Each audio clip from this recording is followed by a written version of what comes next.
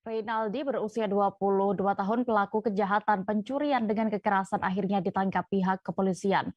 Terakhir diketahui Reynaldi ini melakukan tindakan kekerasan dan juga pencurian di wilayah Taman Coret dan wilayah Bogor. Untuk mengetahui lebih detailnya terkait kasus ini, sudah bergabung bersama kami wartawan Tribun Bogor, ada rekan Lingga yang kini akan menyampaikan laporan lengkapnya.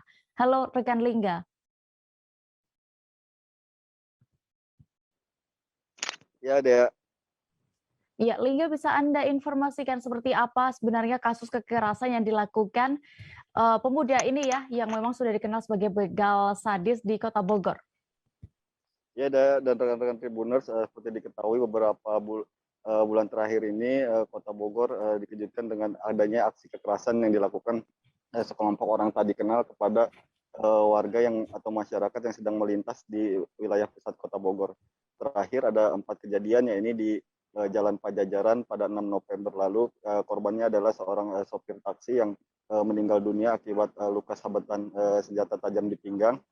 Kemudian setelah itu serang beberapa hari ada juga kejadian di wilayah Taman Coret-Coret yang merupakan korbannya anak di bawah umur, dan ada lagi korban di wilayah Bogor Baru.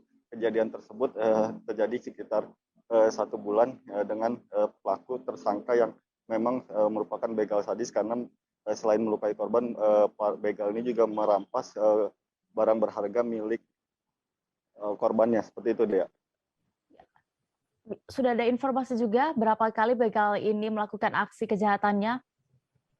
Ya, Dea, dari informasi yang kami himpun dari pihak kepolisian, Kasat Reskrim Polresta Bogor Kota, Kompol Doni mengatakan bahwa pelaku ini sudah melakukan kejahatan di Kota Bogor sendiri sudah sebanyak 3 kali kejahatan, kemudian di wilayah Kabupaten Bogor sudah 4 kali melakukan kejahatan, dan di wilayah hukum Polda Metro Jaya melakukan 1 kali, sehingga di 7 kali di wilayah Bogor Raya dan 1 kali di wilayah Polda Metro.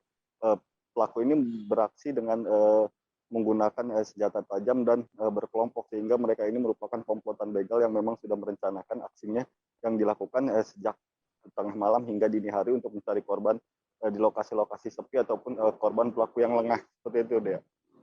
Iya, apakah juga ada informasi terkait kondisi korban mereka saat ini?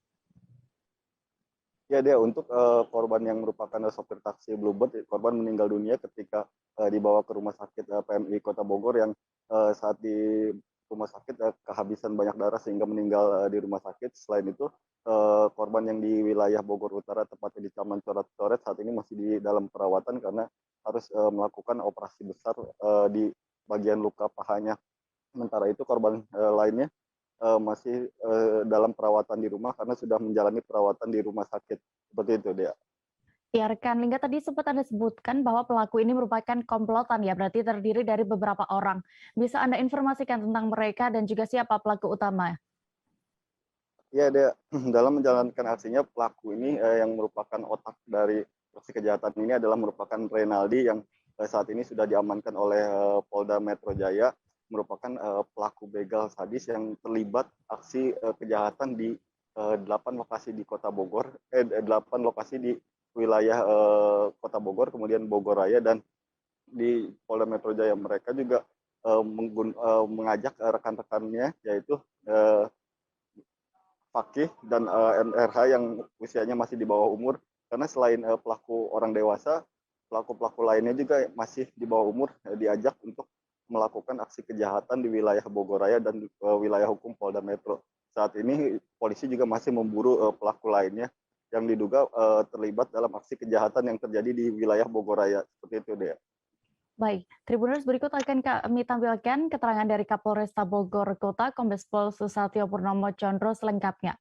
Jajaran Polresta Bogor Kota kembali mengungkap kasus kekerasan yang meresahkan warga Kota Bogor, terlebih bahwa aksi kekerasan ini menimbulkan korban meninggal dunia. Yang pertama adalah kejadian pada hari Sabtu tanggal 6 November sekitar jam 5 pagi, yaitu TKP-nya di daerah Kelurahan Babakan atau Jalan Gunung Gede, yang menjadi korban meninggal dunia adalah Bapak Yasin. Ini adalah pengemudi taksi Bluebird. Ini meninggal dunia karena luka senjata tajam pada bagian paha. Kemudian tersangka mengambil handphone milik korban dan tersangka telah berhasil ditangkap atas nama Renaldi dan satu lagi DPO. Itu tanggal 6 November.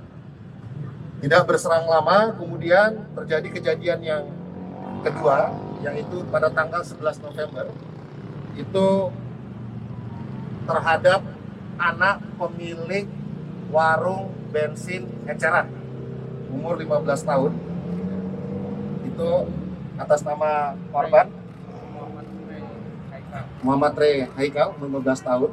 Itu sama, itu kena sabetan senjata tajam pada bagian pinggang dengan tersangka atas nama tiga orang. Yang pertama namanya Ray, kemudian kedua Dacun, nah ini ya.